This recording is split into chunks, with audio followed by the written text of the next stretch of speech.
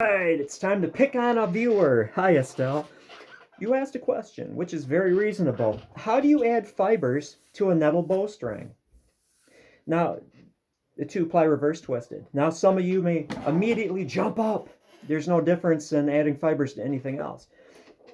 The interesting thing about nettles is instead of having like this uniform fiber, it has a distinct, it's very narrow up here and very wide down here. So it's hard to demonstrate with these because they're relatively uniform, but if these are the two wide parts and these are the narrow parts, how about doing the old flip, you know, and alternating the ends that you start on as you're adding.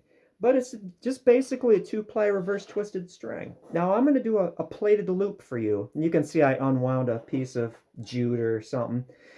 And let's start it out because I'm going to be doing a plated loop. You could certainly just, get a bunch of fibers and tie the ends together and not even bother with the plated loop, but let's go all the way. Get them nice and even. Yeah, look at this. This is a lot shorter. I am not getting them even. I'm not getting them even at all. I'm doing it on purpose. Let's see if I can do this early in the morning. And just kind of doing this. The reason I'm not getting them even at this end is because I'm going to turn it and then weave it into the thing. And I don't like just a whole bunch of fibers ending at the same point. I'm not going to pay particular attention. Oh, that one's a millimeter, whatever, you know. And so, okay, so I've got it. I'm going to move down here when I start it because I want to be able to split these things into two and then weave it together. You'll see what I mean, hopefully. But I've got a bundle of fibers in this first thickness, and all these should be like ending at different points because it's like shingling or brickwork or sinew backing. The more uneven it is as you go, the better. The less chance you have is it separating if you have everything joining at the same spot. So I'm going to this isn't going to be a bowstring. This is kind of hard. Now I start on the bottom and I twist it, see, like this. So the bottom is rotating away from me and coming back, and then I put it over the top on this backside. Twist it, then over the top. Twist it, and over the top. Just practice, it's just experience. Over the top. And this is no big deal. You can master this pretty quickly. And then I'm going to take this part and I'm going to keep seeing where that twist is. And when it gets long enough to have the string go through it easily, then I'm going to double back on myself and it's going to immediately get easier.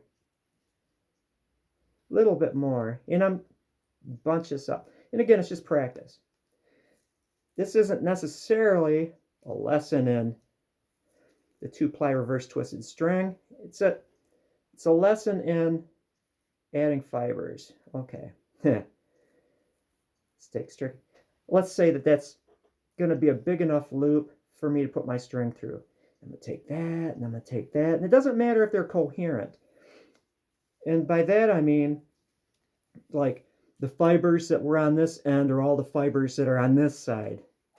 Then I'm going to just twist that big old mass together. It's going to be thick for a while, but that's okay because it'll help cushion on the bow. With these bigger strings, this is a massive string for a crossbow. Oh, look at it. I've got an end there, so I'm simply going to take one to replace that one. There's still a little tag end. You see this little tag end? I don't want it flush, and I'm going to let that stick out. And that's all set. I don't have to worry about this one for a few more twists. Then I'm just going to take that. Try not to grimace. Mold blind. And I just joined one. Okay, now I see one pinching out here. Now this is tough. Sometimes you might have to add two fibers. Sometimes just one because you're working with natural fibers and they're uneven. Look at, I need to get serious on this. I've got a whole line here, and these are short. Now, if it's slightly uneven throughout, it's a little thicker and a little thinner. As long as that thinner is strong enough for the bow, you know, I'm good. But let's see here. I'm definitely running out. I'm going to add, now watch this. I need to add 1, 2, 3, 4 fibers, but I'm not going to add them all at once. Kept track. 1. You need both of these plies to be even. Twist it over. I need to catch up on this one. Another fiber. What did I say? 4. I could have done 2 twists before I add each one. So you add 1, twist, twist twice, then add 1. This one seems to be, I've got an end, so I need to add 1. I'm going to add it before it gets too critical.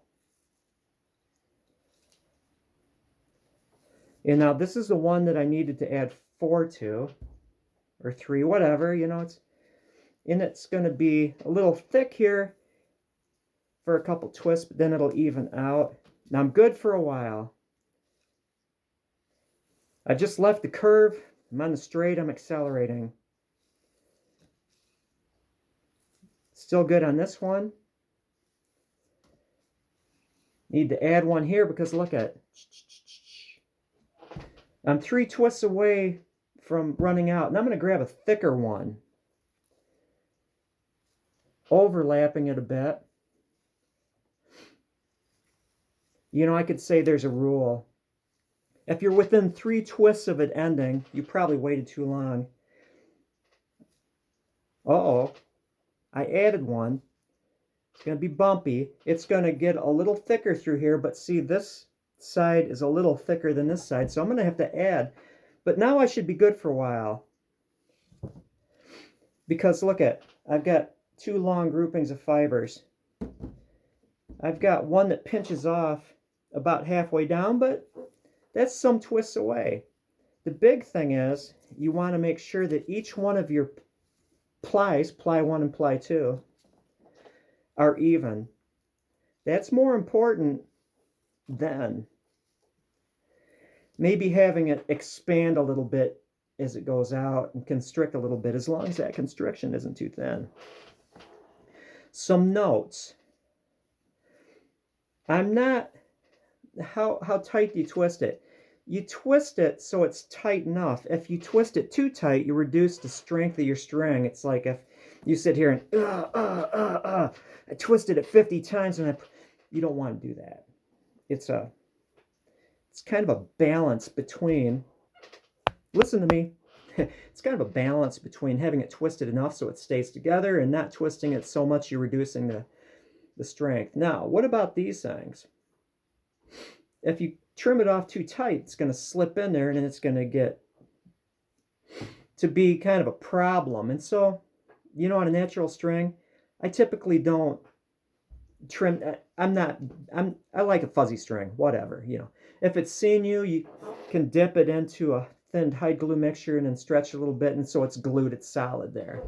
But on a plant fiber string, look at that, I've got built-in string silencers. Whoa, that's so tricky. But yeah, that's about it. I don't need to go any more. If you want to just learn how to do it, get long bowstring, you know, and make it like 7 plies, 7 plies, 7 bowstrings if it's B55 or whatever. That'd be plenty strong. It might be a little thin, but it'd be plenty strong for like our purposes. And just practice that 2-ply bowstring. And then just get some string, cotton string or whatever, you know, and practice. Cut them into bits. And you can imagine how many times you have to add when you've got leg tendon that's this long and you want to make a string for a 68-inch ball. You know, there's a lot of additions, but it's one of those things, just go ahead and do it. I am your cheerleader. Sinew bag. Yeah. If you haven't made a bow yet, just go ahead and make a bow. If you haven't made a 2-ply reverse twisted string with a plated loop, just go ahead and do it. You're not going to be out anything, especially if you're using just scrap string to practice on. And it's good to detox. You're on YouTube, right? Yeah? Most of you are watching this on YouTube and not just telepathically. And unfortunately, you might have risked ruining your morning by watching all the garbage out there. It's a good way to detox. Well, have a good one and thank you for watching.